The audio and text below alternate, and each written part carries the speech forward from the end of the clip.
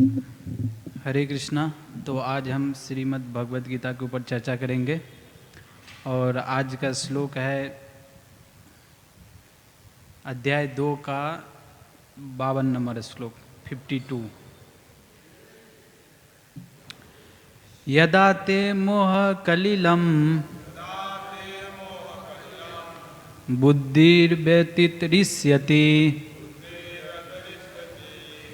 तदा गन्तासि निर्वेदं श्रोतव्यस्य श्रुतस्य च। यदा ते मोह कलिलं बुद्धिर्व्यतितरिष्यति तदा गन्तासि निर्वेदं श्रोतव्यस्य श्रुतस्य च। यदा ते मोह कलिलं बुद्धिर्व्यतितरिष्यति तदा गन्तासि निर्वेदं श्रोतव्यस्य श्रुतस्य च। बोलिए।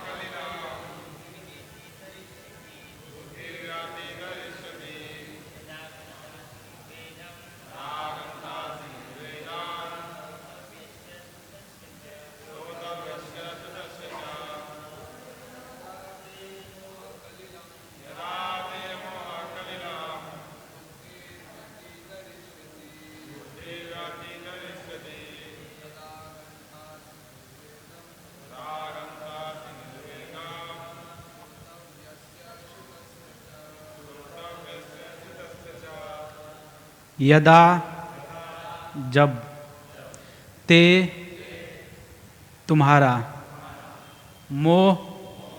मोह के कलिलम घने जंगल को बुद्धिमय दिव्य सेवा व्यतीत रिष्यति पार कर जाती है तदा उस समय गंतासी तुम जाओगे निर्वेदम विरक्ति को श्रोतव्यस्य सुनने योग्य के प्रति श्रुतस्य सुने हुए का च भी। अनुवाद तथा तात्पर्य डिवाइन ग्रेस एसी भक्ति वेदांत स्वामी श्रील प्रभुपाद जी के द्वारा। श्रील प्रभुपाद की अनुवाद। जब तुम्हारी बुद्धि मोह रूपी सघन वन को पार कर जाएगी तो तुम सुने हुए तथा सुनने योग्य सब के प्रति अन्य मनस्क हो जाओगे। तात्पर्य। भगवत भक्तों के जीवन में ऐसे अनेक उदाहरण प्राप्त है जिन्हें भगवत भक्ति के कारण वैदिक कर्मकांड से विरक्ति हो गई है। जब मनुष्य श्री कृष्ण को तथा उनके साथ अपने संबंध को वास्तविक रूप में समझ लेता है तो वह सकाम कर्मों के अनुष्ठानों के प्रति पूर्णतया अन्य मनस्क हो जाता है, भले ही वह अनुभवी ब्राह्मण क्यों न हो। भक्त परंपरा के महान भक्त तथा आचार्य श्री माधवेंद्र पुरी का कहना है, संध्यावदन भद्रमस्तु भवतो भो स्नान तुभ्ये नमो भो देवा पितरश्च तर्पण विधो नाहं क्षम्यताम यत्र कोपि निषद्दे यादव कुलोत्तमस्य कंसद्विष अस्मारम अस्मारगम हरामि तदलम मन्ये किम मन्ये में। हे मेरी त्रिकाल प्रार्थनाओं, तुम्हारी जय हो। हे स्नान, तुम्हें प्रणाम है। हे देव पितृगण, अब मैं आप लोगों के लिए तर्पण करने में असमर्थ हूँ। अब तो जहाँ भी बैठता हूँ, यादव कुलवंशी कंस के हंता श्री कृष्ण का ही स्मरण करता हूँ, और इस तरह मैं अपने पाप में बंधन से मुक्त हो सकता हूँ। मैं सोचता हूँ कि यही मेरे लिए पर्याप्त है। वैदिक रस्में तथा अनुष्ठान यथा त्रिकाल संध्या, प्रातःकालीन स्नान, पितृतर्पण आदि नव दीक्षितों के लिए अनिवार्य है। किंतु जब कोई पूर्णतया कृष्ण भावना भावित हो और कृष्ण की दिव्य प्रेमा भक्ति में लगा हो, तो वह इन विधि विधानों के प्रति उदासीन हो जाता है, क्योंकि उसे पहले ही सिद्धि प्राप्त हो चुकी होती है। यदि कोई परमेश्वर कृष्ण की सेवा करके ज्ञान को प्राप्त होता है, तो उसे शास्त्रों में वर्णित विभिन्न प्रकार की तपस्याएं तथा यज्ञ करने की आवश्यकता नहीं रह जाती। इसी प्रकार जो यह नहीं समझता कि वेदों का उद्देश्य कृष्ण तक पहुंचना है और अपने आप को अनुष्ठान आदि में व्यस्त रखता है, वह केवल अपना समय नष्ट करता है। कृष्ण भावना भावित व्यक्ति शब्द ब्रह्म की सीमा या वेदों तथा उपनिषदों की परिधि को भी लांघ जाते हैं। ओम अज्ञानतिमिरन्धस्य ज्ञानाञ्जन शलाखया चक्षुरुन्मीलितं येन तस्मै श्रीगुरवे नमः। श्रीचैतन्य मनोभीष्टं स्थापितं येन भूतले स्वयं रूप कदा मह्यं ददाति स्वपदान्तिकं। वन्देऽहं श्रीगुरु श्रीयुतापदकमलं श्रीगुरून् वैष्णवां च।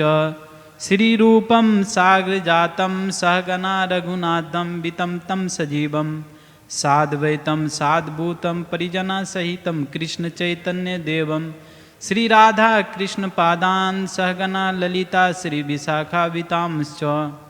नमो विष्णुपादाय कृष्णपृष्ठाय भूतले श्रीमते भक्तिवेदांत स्वामिनीति नामने। नमस्ते सारस्वती देवे गौरवाणी प्रचारिणी निर्विशेष शून्यवादी पाश्चात्य देश तारिणी। नमो महावदन्याय कृष्ण प्रेम प्रदायते कृष्णाय कृष्ण चैतन्य नामने गौरतविषे नमः। हे कृष्ण करुणा सिंधु दीनबंधु जगतपते गोपेश गोपिका कांता राधा कांता नमस्तुते। तप्त कांचन गौरांगी राधे वृंदावनेश्वरी वृषभानुसुते देवी प्रणमामि हरिप्रिये। वंशाकल्पतरुभ्यश्च कृपा सिन्धुभ्येव च पतितानां पावनेभ्यो वैष्णवेभ्यो नमो नमः। जय श्री कृष्ण चैतन्य प्रभु नित्यानंद श्री अद्वैत गदाधर श्रीवासादि गौर भक्त वृंदा। हरे कृष्णा कृष्णा कृष्णा हरे हरे, हरे राम राम राम हरे हरे।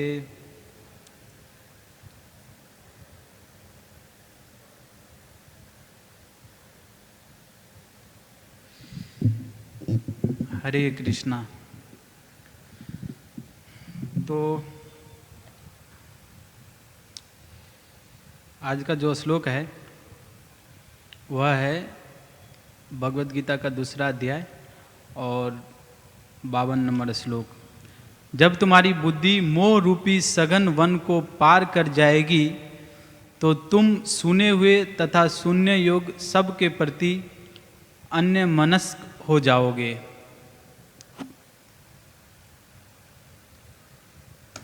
तो जीव जो है सबसे पहले भगवान के पास रहता है, तो वहाँ पर जो है जीव इच्छा करती है। इच्छा द्वेष समुत्थेन। इच्छा और द्वेष यह दो कारण है जिससे जीव को फिर से इस भौतिक जगत में आना पड़ता है। जब हम भगवान से अलग होके भोग करने की इच्छा करते हैं तो भगवान जो है दया करके यह भौतिक जगत का सृष्टि करते हैं। यह भौतिक जगत का सृष्टि करने के पीछे एक ही कारण है। क्या है? हमने इच्छा किया है भगवान से अलग होके भोग करने का। तो इसके लिए भगवान यह भौतिक जगत को बनाते हैं ताकि हम जो है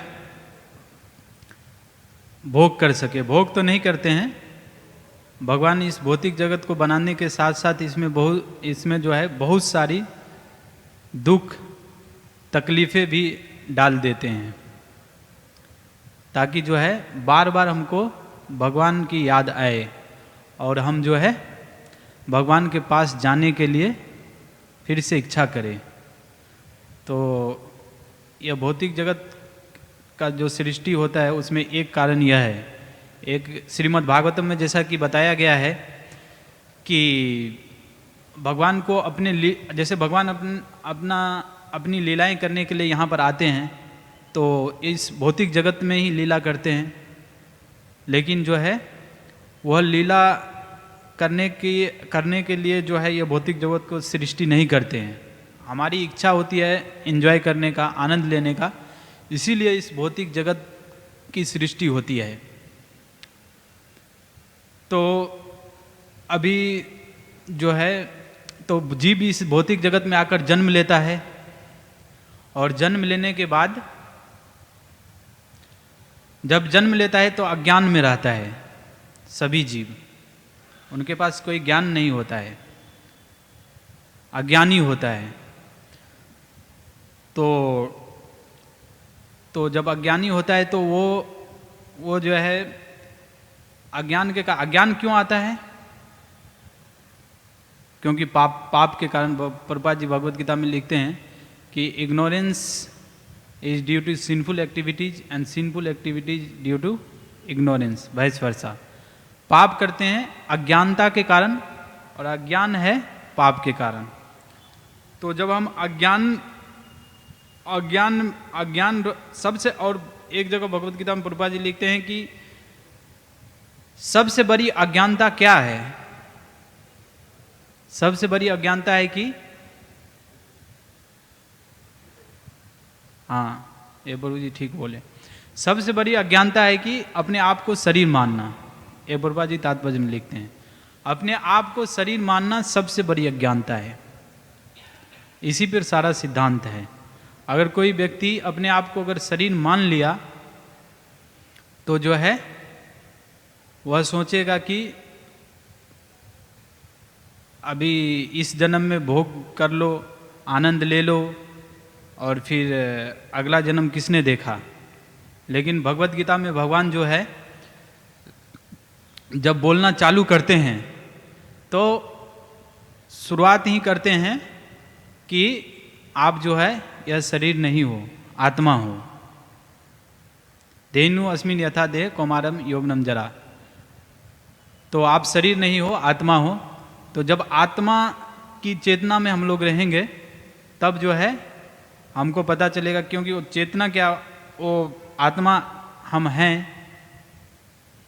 जैसे कि कभी मृत्यु होता है लोगों को, तो लोग मर जाते हैं तो हम कहते हैं कि यह व्यक्ति चला गया, लेकिन वह व्यक्ति जो है वही है, उसका शरीर। लेकिन गया कौन? तो आत्मा गया है। भले ही आत्मा का ज्ञान लोगों को नहीं है, 99% लोगों को कलयुग में, लेकिन जो है इतना पता है कि आत्मा निकला है। वो बोलते भी हैं कि वो व्यक्ति कहीं से देखता होगा इसको, अभी इसकी मृत्यु हो गई, अभी वो कहीं से देखता होगा, अभी इनको न्याय मिला है, तो वह जो है देखकर प्रसन्न होता होगा। तो ऐसा बोलते हैं, मतलब आत्मा का कॉन्सेप्ट है उनके पास भी। लेकिन उनको यह ज्ञान नहीं है कि आत्मा जो है शरीर को छोड़ने के बाद कहाँ जाती है, अपने कर्मों के हिसाब से नरक जाती है, स्वर्ग जाती है, ये सब ज्ञान नहीं है, या अल्टीमेटली आत्मा को फिर आना पड़ता है, इतना ज्ञान नहीं है। तो लोग जो है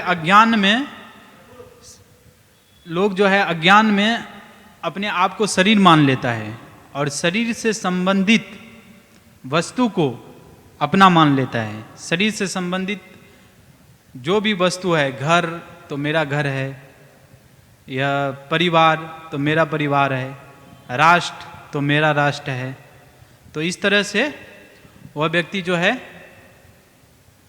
मेरी माँ है, मेरा पिताजी है, क्योंकि वो शरीर से रिलेटेड है इसीलिए उसको अपना मानता है। लेकिन यह शरीर जो है परमानेंट नहीं है, यह शरीर परमानेंट नहीं है, यह शरीर जो है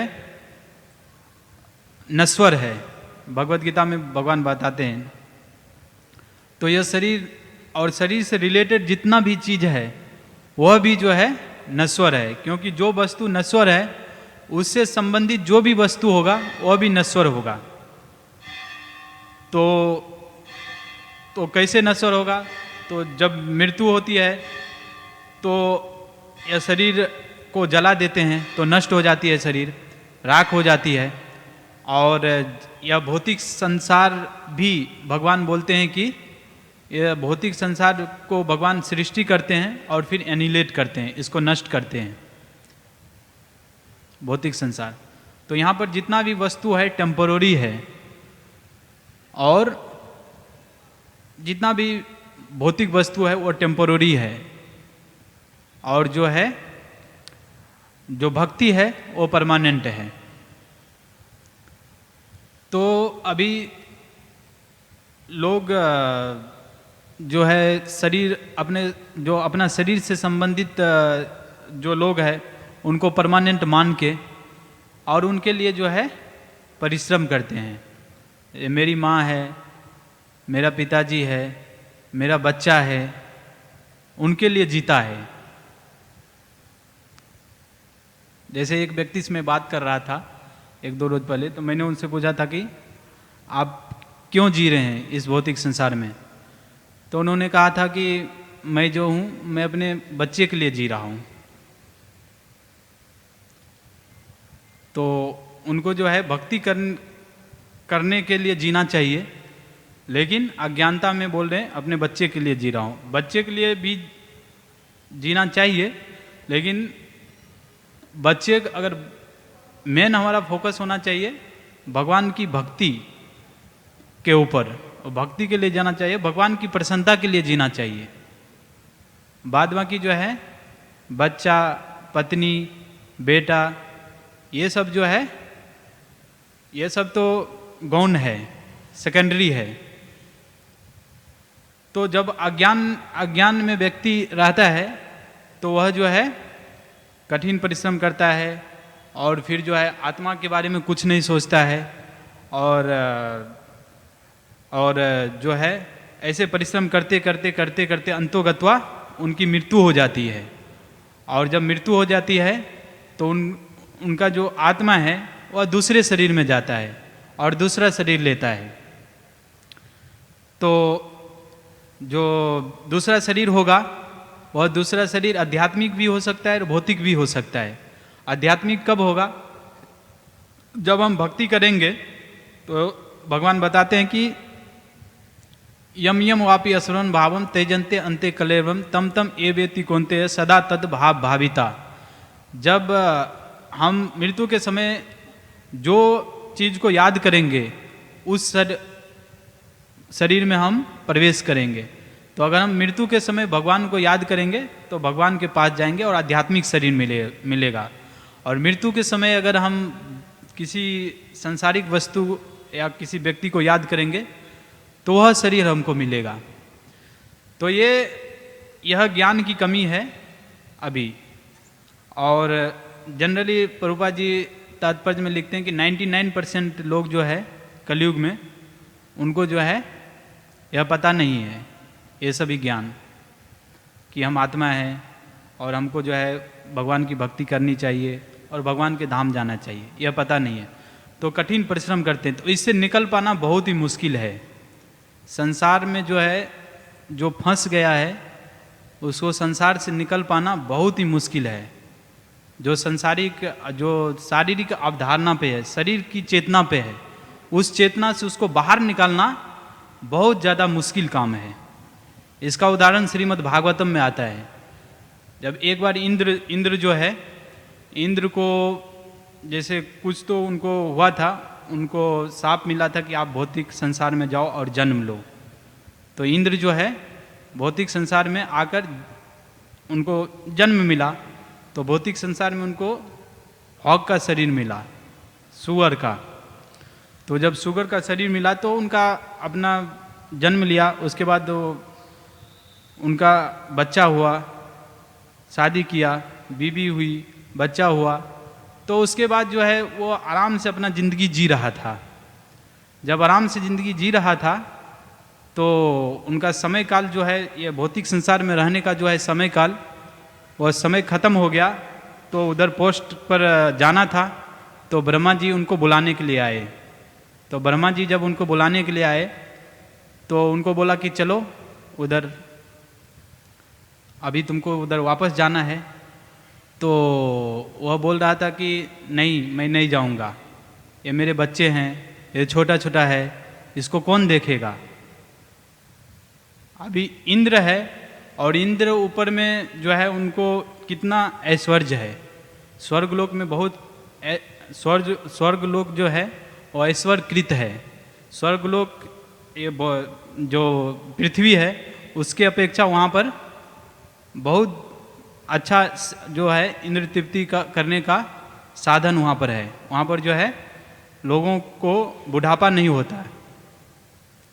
आपका जवान शरीर रहेगा, आपको भोग करना है, जितना दिन करो, आपका पुण्य खत्म हो जाएगा। छिन्ने पुण्य मरते लोकम विसंति, वहाँ डायरेक्ट जो है नीचे गिर जाता है। तो वो इतना अच्छा जगह नहीं जाना चाह रहा है इंद्र अपने बच्चे को छोड़कर। तो यह जो है आसक्ति है, यह आसक्ति को छोड़ पाना बहुत ही मुश्किल है। तो इस आसक्ति को कैसे छोड़ पाएंगे। तो तीसरा स्कंद में देवहूति और माता देवहूति और कपिल देव, उनके जो पुत्र है भगवान कपिल देव, उनके बीच बातचीत होता है। तो भगवान कपिल देव कहते हैं कि अगर कोई व्यक्ति साधु का संग करेगा तो उनका जो है मुक्ति का द्वार खुलता है। अगर भौतिक व्यक्ति संसारिक व्यक्ति के संग करेगा तो बंधन में बंधता हो जाता है। और तो साधु जो है, साधु से संग करना पड़ेगा, तब जाके हम बहुत जो शारीरिक हमारी चेतना है उस चेतना से हम ऊपर आएंगे। तो साधु का संग कैसे करेंगे। सब फिर प्रश्न उठता है साधु कौन है। नेक्स्ट क्वेश्चन, क्योंकि बहुत सारे साधु लोग घूम रहे हैं बाहर। कई साधु है गांव में जो भजन नहीं करते हैं लेकिन रेड कपड़ा पहन के वो भी घूम रहे हैं। तो साधु को पहले पहचानना पड़ेगा। तो साधु को हम कैसे पहचानेंगे।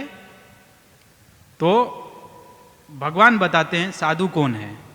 अनन्यास चिंतयन्तो माम ये जना पर जो बात है तेसाम नित्य भक्ता नाम योगक्षेम वाम्यम।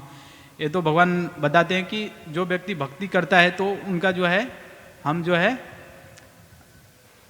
उनका जो है देखभाल करता हूँ। और जो व्यक्ति भगवान का भजन करता है वह जो है साधु है। महात्मा नस्तु माम पढ़ता, महात्मा का भी उदाहरण दिया है।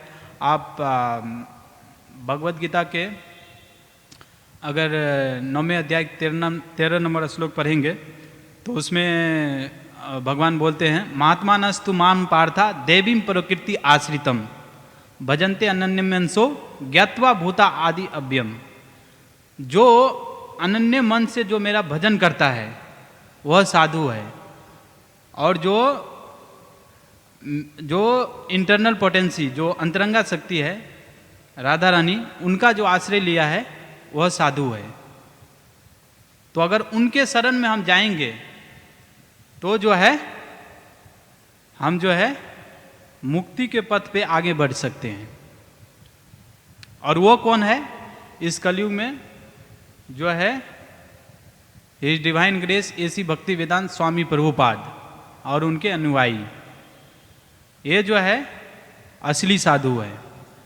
और उनके जो है जो भगवत गीता है, वो भगवत गीता की अगर हम शरण लेंगे, जैसे साधु का भी बोला गया कि साधु का आप संग दो प्रकार से कर सकते हो। अगर वो साधु उपस्थित है वर्तमान काल में, तो उनके पास जाइए और उनकी सेवा कीजिए और उनसे विनती कीजिए, वो आपको ज्ञान प्रदान करेंगे।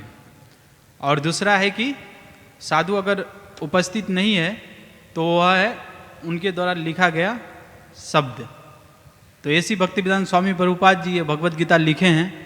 और यह जो भगवत गीता का जो शरण लेगा, जो भगवत गीता पढ़ेगा, वह जो है या जितना भी हमारा जो है या मोह है, जो ये भौतिक संसार से आसक्ति, वह खत्म हो जाएगी। तो यह रास्ता है, भगवत गीता का शरण लीजिए। और जो जीव भगवत गीता का शरण लेगा, और भगवत गीता के शरण लेने का मतलब है कि इनमें जो चीज़ दिया गया है उनका पालन करना। ऐसा नहीं कि भगवत गीता का शरण लेने का मतलब ऐसे ले लिए और आकर इधर दंडवत प्रणाम करते हैं रोज, ऐसा नहीं है। शरण लेने का मतलब है उनको पढ़ना और उनमें जो दिया गया है उनको अनुकरण करना। तो अभी साधु जो ओरिजिनल साधु है वो आपको क्या बोलेंगे? जैसे प्रभुपाद जी बोलते हैं कि भगवान कृष्ण बोलते हैं कि सर्व धर्मान परित्यज्य माम एकम शरणम व्रज, सभी धर्मों को परित्याग करो और मेरे शरण में आओ। और जो साधु है वह वही बात कहता है कि आप कृष्ण के शरण में जाओ। तो जो साधु यह बोलता है कि आप कृष्ण के शरण में जाओ, और जो साधु बोलता है कि भगवत गीता में जो दिया गया है वो चीज़ एग्जैक्ट वो बोलता है एज इट इज, यथारूप। जैसे अभी ये भगवत गीता का नाम है भगवत गीता यथारूप। तो जो भगवत गीता में दिया गया है वही अगर बोलता है, भगवान के वचनों को यथार्थ रिपीट करता है, वह भी ओरिजिनल साधु है। तो भगवान के वचनों को रिपीट का मतलब है, भगवान बोलते मेरी शरण में आओ और साधु बोलते भगवान की शरण में आओ, दोनों के बात में कोई अंतर नहीं होना चाहिए ऐसा। तो वह जो है उस साधु की शरण लेने से हम जो है मुक्ति के पथ पर अग्रसर हो सकते हैं और होंगे, क्योंकि भगवान कपिल देव बोलते हैं। और जो व्यक्ति मुक्ति के पथ पर अग्रसर हो जाता है, भक्ति में जो लग जाता है, वह व्यक्ति, जैसा कि इस तात्पर्य में प्रभुपाद जी लिखते हैं कि वह जो है वैदिक जो कर्मकांड है उससे वह इनडिफरेंट हो जाता है। इनडिफरेंट मतलब वह वैदिक कर्मकांड में कोई रुचि नहीं लेता है। वह जो है वह व्यक्ति जो है जैसे भगवान की जो भजन करते हैं, जैसे चैतन्य महाप्रभु बोलते हैं कृष्ण भक्ति कैला सर्व कर्म कृत है। जो कृष्ण की भक्ति करते हैं उनको जो है अलग अलग जो शास्त्रों में दिया गया है कि आप ये यज्ञ करो, या मंत्र ये अनुष्ठान करो, ये रस्में करो, ये विधि विधान का पालन करो, वह सभी का जो है अंतिम जो है कंक्लूजन क्या है, निष्कर्ष भगवान की शरण में जाना। तो भगवान की शरण में जो ऑलरेडी जा चुके हैं उनके लिए जो है यह वैदिक अनुष्ठानों की पालन करने की जरूरत नहीं है। जैसे कि इस यहाँ पर जैसे बताया गया है कि माधवेनपुरी बोलते हैं कि जो व्यक्ति, माधवेनपुरी बताते हैं कि मैं जो है भगवान, हे मेरी त्रिकाल प्रार्थनाओं तुम्हारी जय हो, हे स्नान तुम्हें प्रणाम हो, हे देव पितृगण, अब मैं आप लोगों के लिए तर्पण करने में असमर्थ हूँ। अब तो जहाँ भी बैठता हूँ यादव कुलवंशी कंस के हंता श्री कृष्ण का ही स्मरण करता हूँ, और इस तरह मैं अपने पाप में बंधन से मुक्त हो सकता हूँ। मैं सोचता हूँ कि यही मेरे लिए पर्याप्त है। तो यहाँ पर जो है जैसे एक व्यक्ति का कर्तव्य होता है, माता पिता के प्रति कर्तव्य होता है, देवी देवता के प्रति कर्तव्य होता है, समाज के प्रति कर्तव्य होता है। ये सभी अलग अलग कर्तव्य है जिसको अगर कोई व्यक्ति पालन नहीं करता है तो वो जो है उनको फिर से जो है उनका दंड मिलेगा पालन नहीं करने का। तो जैसे आप अगर भगवत गीता पढ़ो, अगर भगवत गीता के 3 अध्याय आप पढ़ोगे तो उसमें जैसे दिया गया है कि जैसे देवान भाव तानेन ते देवा भावयन्तु यः परस्परम भावयन्त एन सरय आपनुयात्। जो देव है, देवता लोग हैं, अगर आप उनको, भगवान ने कहा कि जब मैंने सृष्टि किया, स यज्ञ प्रजा सृष्टवा पुरोवाचो प्रजापति, जब यह संसार की सृष्टि किए तो देवताओं को भेजा और मनुष्य को भेजा और उनके साथ यज्ञ की एक विधि को भेजा, प्रक्रिया दिया। तुम जो है देवता को प्रसन्न करो और देवता प्रसन्न होके तुम्हारी जो आवश्यकताएं हैं वो पूरा करेंगे। जैसे सूर्य जो है, सूर्य देवता है, वो हमको लाइट प्रदान करते हैं। और चंद्रमा है, चंद्रमा के ऐसा कहा जाता है कि रात में जो चंद्रमा जो रात में अपनी किरण डालती है तो रस आता है, जो साग सब्जी होता है उसमें रस आता है, तो चंद्रमा के कारण होता है। और इस तरह से तो फिर बोलते हैं अगर इष्टान भोगान ही देवा दासयन्ते यज्ञ भाविता तैर दत्ता न अपराध्यो ए भुंक्त स्तेन एव स। अगर जो व्यक्ति देवी देवताओं के उनको प्रसन्न नहीं करता है, उनका यज्ञ नहीं करता है, अगर वो बिना उनको प्रसन्न किए उनकी जो चीज़ें हैं उनको इस्तेमाल करते हैं, उनकी शक्ति को, तो वह चोर है। अस्तेन एव स। जैसे आप बिजली लेंगे गवर्नमेंट का और बिल पे नहीं करेंगे तो कानून आपको क्या दर्शाएगा? कानून आपको प्रमाणित करेगा कि आप चोर हैं, क्योंकि बिजली ले रहे हैं और उसका जो है पे नहीं कर रहे हैं। तो उसी प्रकार जो है अभी सूर्य हमको प्रकाश दे रहे हैं तो उनको वैसे प्रकाश फ्री में थोड़ी आ जाता है, उनके लिए यज्ञ है। और क्योंकि यह बहुत अभी कलयुग है तो कलयुग में जो है अलग अलग, अभी लोग तो अलग अलग यज्ञ शुरू कर दिए।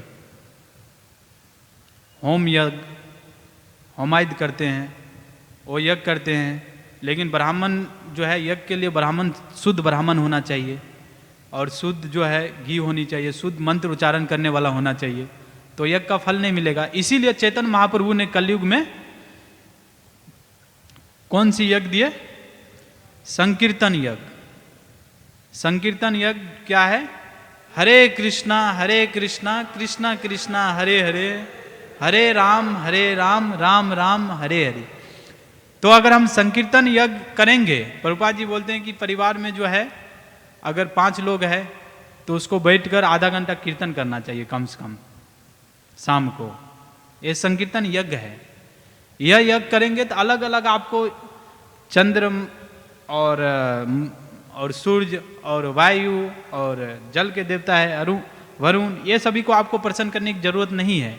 ये यज्ञ से जो है भगवान कृष्ण तुष्ट हो जाएंगे, जगत तुष्ट हो जाएंगे, ये सभी देवी देवता तुष्ट है।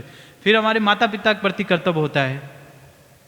माता पिता जो है, माता पिता ने हमको जन्म दिया तो उनके प्रति भी हमारा कर्तव्य है, ठीक है। तो वो कर्तव्य कैसे पूरा होगा?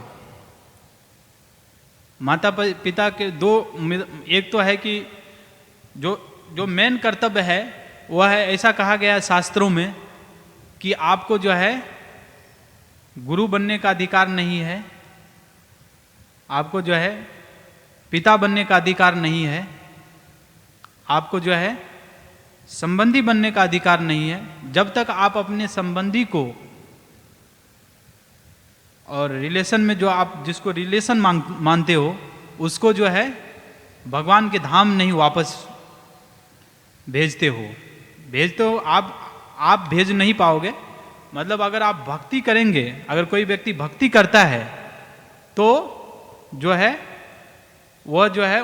वो व्यक्ति भक्ति करता है तो भक्ति से जो है सभी को फायदा मिलता है,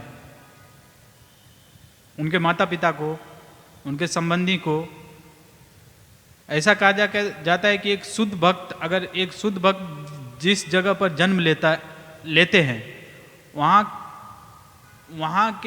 वहाँ से कई माइल्स दूर तक जो है लोगों का उद्धार हो जाता है। तो असली जो है कर्तव्य क्या है? असली कर्तव्य है माता पिता को भगवान के धाम भेजना, क्योंकि अभी जो है वो अगर भगवान के धाम वापस नहीं जाएगा तो फिर से जन्म लेगा और फिर से उनको जो है दूसरा शरीर लेना पड़ेगा, और दूसरा शरीर लेगा तो सपोज दैट मान के चलिए कि किसी व्यक्ति का माँ या पिता 60 साल का है और 60 साल के बाद उनका जो है मृत्यु हो गया, 70 साल में उनका जन्म हुआ, तो 70 साल में जो है हो सकता है वो जो है भिखारी घर में जन्म ले, तो रोड पे जाकर भीख मांगेगा, तो तब उनका कर्तव्य कौन करने जाएगा? आप जिंदा रहोगे, आपको नहीं पता होगा, आप गाड़ी से उधर रोड से गुजरोगे और वही माता पिता बच्चा के रूप में आपके हाथ फैलाएगा और आप बोलोगे चल हट। वही माँ पिता है। क्यों नहीं दिख रहा है? ज्ञान की कमी है, मोह में है, इसीलिए हमको मोहित हो गए हैं, इसीलिए हमको नहीं दिख रहा है। अगर भगवत गीता के शास्त्र, इसीलिए बोला गया शास्त्रों में शास्त्र चक्षु से देखना चाहिए, शास्त्र चक्षु से, सभी चीजों को शास्त्र चक्षु से देखना चाहिए।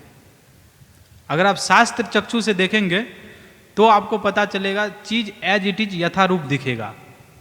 वही माँ बाप, वही घर के जो संबंधी है और घर से आसक्त रहता है, तो ऐसा कहा जाता है श्रीमद् भागवतम में कि वह सांप और कॉकरोच बनता है उसी घर में। तो अगर सांप बन गया और सांप निकल गया बाहर, और जो जीव है जिसका माता पिता है वो वही जो है उस समय में जवान हो जाएगा और वो बोलेगा अरे सांप आया इसको कूटो, तो उनको चूर चूर करके मार देगा। बोलते सांप को गांव में लोग मारते हैं तो बोलते हैं कि इसको मुंह को कुचल दो ताकि फिर से जिंदा ना हो, ऐसा मैंने देखा हूं। तो वही माता पिता को आप कुचल रहे हैं और वही माता पिता के कारण हाय माता है। कभी कभी लोग बोलते हैं कि अरे तुम लोग तो जैसे जाते, अरे तुम लोग तो भक्तों को जैसे देखते हैं, तुम लोग तो माता पिता को त्याग दिया, तुमने तो माता पिता को त्याग दिया। और माता पिता को त्याग दिया और अभी जो है भजन कर रहा है, लेकिन उनको ज्ञान नहीं है। वो एक्चुअली में जो है माता पिता को त्याग भी दिया तो माता पिता के लिए सबसे उत्तम कार्य कर रहा है। कैसे कर रहा है? जो महान भक्त है नारद मुनि। नारद मुनि महान भक्त है, वह श्रीमद् भागवतम में लिखते हैं। आप अगर पढ़ोगे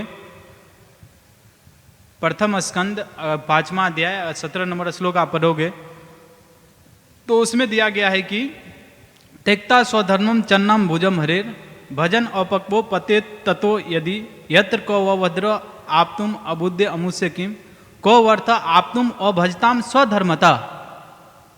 one who has forsaken his material occupation and engaged in the devotional service of the Lord, and while in an immature stage, if he falls down, there is no loss. On the other hand, if a person perfectly following the occupational duties, but he does not gain anything.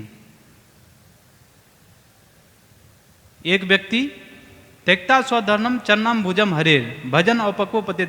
अगर कोई व्यक्ति जो है अपने धर्म को त्याग दिया है, जो उसका कर्तव्य मेटेरियल ऑक्यूपेशन है, भौतिक कर्तव्य, उनको त्याग दिया है और भजन में लगा हुआ है, अगर वह भजन में लगकर भगवान कृष्ण के चरण को अच्छे से पकड़ लिया है, उनके शरण में आ गया है और दृढ़तापूर्वक भक्ति कर रहा है, तो अगर उनका पतन भी हो जाता है, मतलब फॉल्स डाउन भी हो जाता है, तो भी उनको जो है लॉस नहीं है।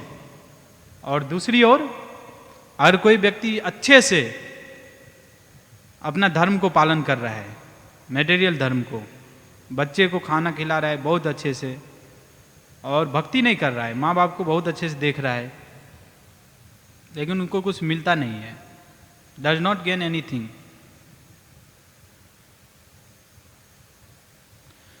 तो इस तरह से जो है नारद मुनि इस बात को कन्फर्म करते हैं। तो जो है जो व्यक्ति जो है भक्ति कर रहा है वह व्यक्ति परम कार्य कर रहा है, कल्याण का कार्य। और भक्ति भी अभी कई लोग को तो भक्ति भी नहीं पता है। भक्ति जो है श्री कृष्ण के प्रति होता है। आप बाहर पूछेंगे भक्ति मतलब बोलेंगे हम गणेश की भक्ति करते हैं, हम जो है शिव जी की भक्ति करते हैं, उनका भक्ति नहीं होता है, उनका पूजा होता है। भक्ति केवल कृष्ण की होती है, कृष्ण परम भगवान है, क्योंकि कृष्ण स्वयं बोलते मन मना भव मद भक्त ईश्वर परम कृष्ण सच्चिदानंद विग्रह अनादिर आदिर गोविंदा सर्व कारण कारणम। भगवान कृष्ण जो है परम है और उनकी भक्ति होती है। तो जो है हमको जो है भगवान कृष्ण के शरण में जाना चाहिए और भगवान कृष्ण की भक्ति करनी चाहिए, और तब जो है हम जो है असली बेनिफिट समाज को और माता पिता को और सभी को दे सकते हैं, असली बेनिफिट। क्योंकि भगवान एक बार प्रसन्न हो जाएगा तो प्रहलाद महाराज में जैसे बताते हैं कि एक शुद्ध भक्त जब बन जाता है जिसके घर में, उनका जो है 21 पीढ़ी का उद्धार हो जाता है घर में। और यह भी बताया गया है कि जैसे अगर कोई व्यक्ति, अब लोग तो बोलते हैं ज्ञान, यह अभी जो भाग चल रहा है वो ज्ञान का ही चल रहा है। ज्ञान अगर बहुत सारे ज्ञानी तो ज्ञान है, भगवत गीता पढ़ा, सब चीज पढ़ा, लेकिन भक्ति नहीं करते हैं, तो वो उस ज्ञान का भी कोई वैल्यू नहीं है। अगर भक्ति नहीं किया तो ज्ञान का क्या वैल्यू। भगवत गीता पढ़ने वाली भी बहुत है, लेकिन कृष्ण की भक्ति नहीं करते हैं। तो ज्ञान का मतलब है भगवान कृष्ण के आश्रय में जाना, भगवान कृष्ण की शरण में जाना, वह ज्ञान का असली मतलब है, वह ज्ञानी व्यक्ति है। इसका भी कंफर्मेशन भगवान ही बोलते हैं भगवत गीता में, ज्ञानवान माम प्रपदन्ते। जो ज्ञानी है वह बहुनाम जन्मानामते ज्ञानवान माम प्रपदन्ते वासुदेवम सर्वमिति स महात्मा सुदुर्लभ। ज्ञान का मतलब ये नहीं है कि जो है पीएचडी कर लिया। प्रभुपाद जी बोलते हैं कि प्रभुपाद जी जैसे एक प्रोफेसर से बात करते थे हमेशा, लेक्चर में भी बोलते हैं, प्रोफेसर कटोक्सी। तो उनके बारे में प्रभुपाद जी बोलते हैं कि उनको पूछा कि वो बोलते हैं कि Swami ji after this life there is no another life. तो प्रभुपाद जी बोलते हैं ये ज्ञान के क्या मतलब। जो ज्ञान से यह भी नहीं पता है कि यह जो है आत्मा यह शरीर छोड़ने के बाद दूसरा शरीर लेता है, तो ज्ञान का कोई वैल्यू नहीं है। ज्ञानी वही है जो ज्ञानवान माम प्रपदन्ते। भगवान जब बोल रहे हैं कि ज्ञानी कौन है, तो उनका बात सत्य होगा ना, कि दूसरा लोग बोलेगा हम ज्ञानी है, उसका बात तो नहीं सत्य होगा। तो भगवान बोलते जो मेरी शरण में आता है वही ज्ञानी है। तो भक्ति के द्वारा जो है हम यह मोह से बाहर निकल सकते हैं। साधु का संग लेंगे तो हम मोह से बाहर निकल सकते हैं। और जो है अगर मोह से बाहर निकलने के बाद फिर हम जो है भगवान कृष्ण की भक्ति करना स्टार्ट कर देंगे, और भगवान कृष्ण की भक्ति करना स्टार्ट कर देंगे, तो वह जो है तब हम जो है वैदिक जो रीति रिवाज है उनको पालन करने में समय व्यस्त नहीं करेंगे, जैसा कि ब्राह्मण की पत्नी भी जब यज्ञ हो रहा था तो उन्होंने भगवान कृष्ण का मित्र लोग आए थे उनको भोजन मांगने के लिए, तो उनके पति लोग यज्ञ कर रहे थे और तब भगवान ने उनको कहा था कि आप जाओ और बोलना देने के लिए कुछ खाने पीने के चीज़ें अपने मित्रों को भेजा, लेकिन जो है उनको लौटा दिया। तो यज्ञ में लगे हुए थे, क्योंकि भगवान यज्ञ करने का उद्देश्य है भगवान को संतुष्ट करना, और भगवान वहाँ पर है और वह भगवान को संतुष्ट नहीं कर रहा है, तो यज्ञ करने का कोई मतलब नहीं है।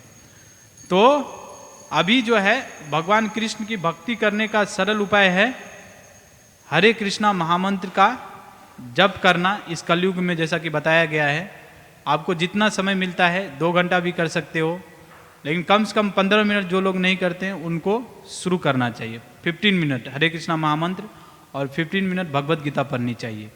और प्रभुपाद जी प्रथम स्कंद में लिखते हैं कि एक व्यक्ति अगर शुद्ध भक्त बन जाएगा तो वह जो है अपने माता पिता सभी को वह जो है सबसे अच्छा फायदा पहुंचा सकता है। तो अब हमारे पीछे बोलिए साथ में, हरे कृष्णा कृष्णा कृष्णा हरे हरे, हरे राम राम राम हरे हरे, हरे कृष्णा कृष्णा कृष्णा हरे हरे, हरे राम राम राम हरे हरे, हरे कृष्णा कृष्णा कृष्णा हरे हरे, हरे राम राम राम हरे हरे।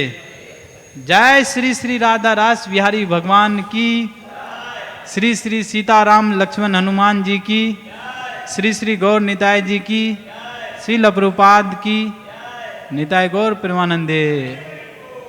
हरे कृष्णा। धन्यवाद।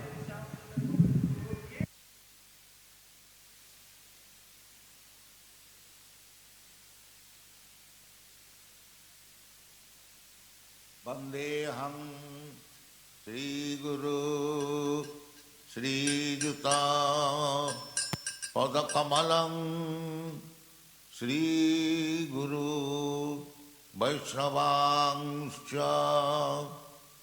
श्रीरूपं साग्रजातं सहगना रघुनाथान्वितं तं सजीवं साद्वैतं सावधूतं परिजनसहितं कृष्ण चैतन्यदेवं श्रीराधा कृष्णपादान् सहगना ललिता श्रीविशाखान्वितांश्च। हरे कृष्णा कृष्ण कृष्ण हरे हरे, हरे राम राम राम हरे हरे। हरे कृष्णा कृष्ण कृष्ण हरे हरे, हरे राम राम राम हरे हरे। हरे कृष्णा कृष्ण कृष्ण हरे हरे, हरे राम